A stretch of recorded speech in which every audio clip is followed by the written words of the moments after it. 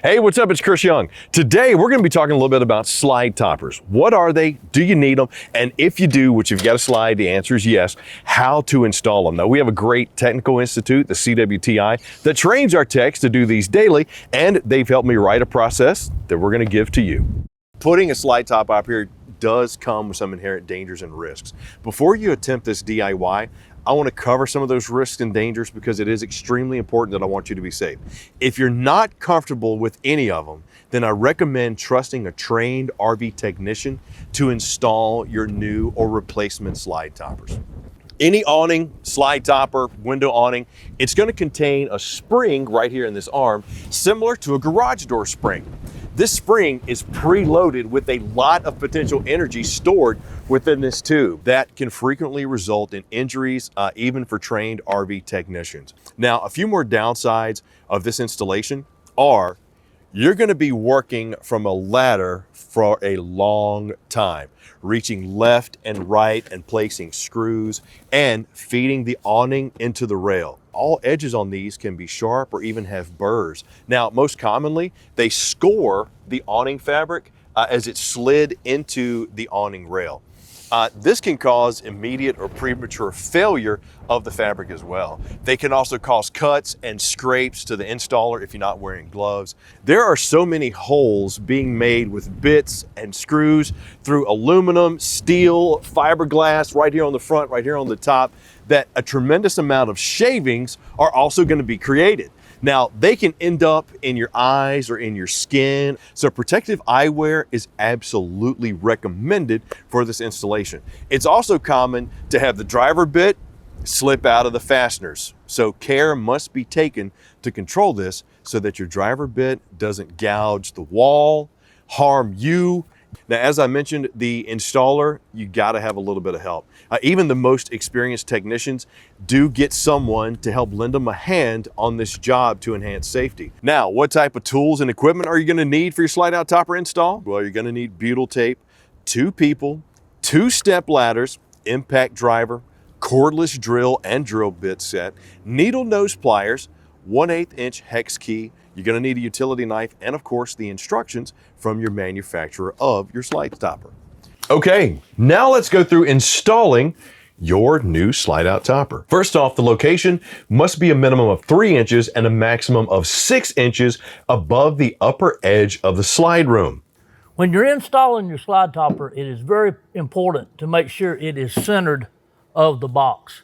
The best way to do that is to measure this rail rubber seal here from the end all the way down to the other end. And if we do that, we come up with 83 inches. Half of 83 inches is 42 and a half, or 41 and a half. So if we come back to 41 and a half right here and we put our mark, that is dead center of this slide room. So then what we would do is measure our rail the exact same way and find the dead center of it. An alternate way to install these that works best for me is I have these blocks of wood, which are 1.5 inches, just 2x4s. I set them up here like this. And then when I'm done, I set my rail up on top of it and line my 2 marks up. Now my rail is perfectly straight and square, and it's not running all crooked and looks really nice. And it allows you the same overhang on each side. So it will be up perfectly centered, perfectly square, and ready. Gently use the needle nose pliers to open the awning rail's installation corner to reduce the chances of the awning fabric catching during installation. You want to check for other sharp edges right here. Technicians suggest using a small file to round the sharp edges and remove any burrs that might be present at this point. Next, apply the butyl tape to the back of the awning rail and attach it with the supplied screws. I need to point out, it's very important when you start this process that you don't let the drill topple over. If you do, your drill bit's gonna puncture a hole in the roof membrane, so you're best to lay it up out of the way. Same with this bit, can fall over and damage the roof as well. All right, now we want to bore our hole. We want to pre-drill our hole first.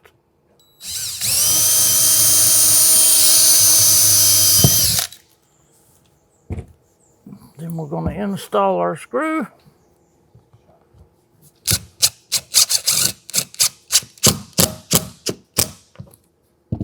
Okay, now I remove my block and I move down to my next screw hole to make sure I'm staying the same distance off the rubber seal.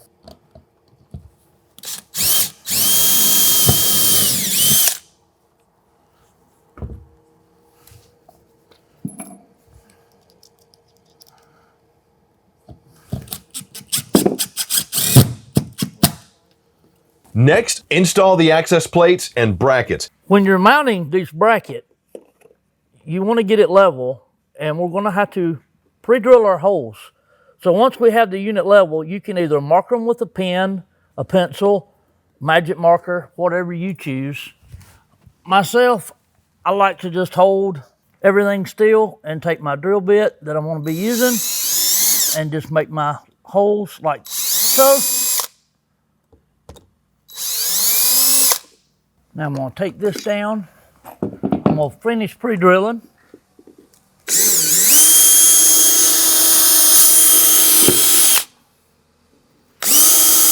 Got to be careful here and not use a real long drill bit, because if you do, it will go all the way through to the inside.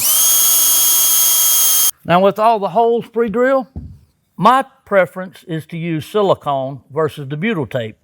Either one will work. In my opinion, this provides a better waterproof seal. So what I do is just put a generous amount all around the bracket. We want to make sure that you get around all the screws, because when we put this on the sidewall and screw it down, it's going to ooze out the silicone around the edges, and then we will be able to wipe it in with our fingers and make it a great waterproof seal.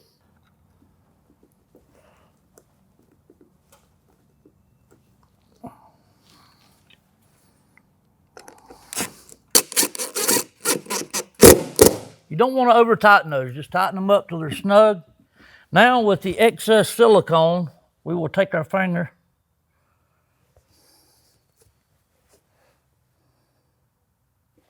now that gives us a good waterproof seal. It's also oozed out around the top. We're going to leave that alone just so that will prevent water from going down inside. And if you didn't put enough, and you can see in there and you can see that there's not, you can always add a little more silicone to it. You can never have enough silicone. You want to repeat this process for the second plate on the opposite corner. Next, slide the awning fabric into the awning rail. As you insert the awning fabric, make sure, right here's the points that we opened up, make sure it does not catch and it is free and loose. Also, this end out here that I'm holding up, you don't want to drag it across the slide room top because it'll tear the rubber. Yep. Pass it off to your partner. Slide it fully on. So now what we want to do is pick up. We'll have to unroll it a turn and then simply line our rod up right here. Make sure it's all the way in. Okay. Now this is the point where you will center it with the fabric. So now that we got the fabric centered, we will install the screws. Sometimes to get it centered right, you're not able to use this second screw. Right now our bracket runs in and it stops right here. So I'm not going to be able to put an attachment screw on this hole. I can only use it on this one, which will not hurt a thing. If I shift it over to hit both holes, it's going to throw me off center. Fasten one end using the supplied self-tapping screws and repeat for the other end. With all this slack that's in it now, if we pull the pin and just let it roll up, we will lose half of our tension that this arm has on it. So the way to correct that is you have someone stand outside, and I'm going to go in and bump the slide room out till we take this slack up. To remove this, do not just pull the pin out, because if you do, it's going to apply all that pressure at one time, and it's not good for anything. Hold the awning tube tightly while removing the pins on each end of the extension rod using the needle nose pliers. And then we're going to take our hands and we're just going to let it slightly roll back.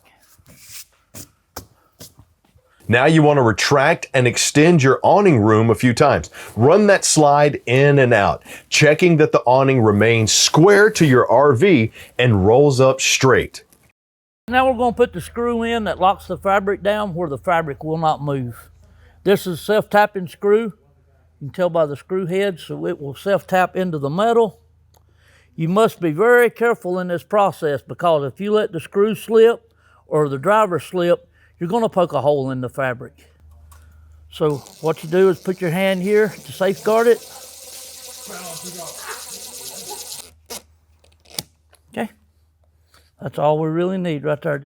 So hopefully this video helped you if you're thinking about DIYing your own slide topper install. Just please remember, safety first. I do not want to be the reason somebody's going to get injured, when right down the road from you is going to be your camping world. We got the techs who do this day in and day out. Let them handle it for you. If you do not feel secure yourself in doing it, or you think it's going to be not safe enough, don't even risk it.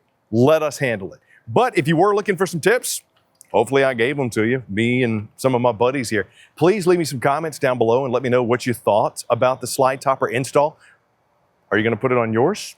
What type of RV you got? Where are you going to take it when you do? I just want to hear from you. And also, like, subscribe, and notify, so the next time we do one of these, you're the first one to get it.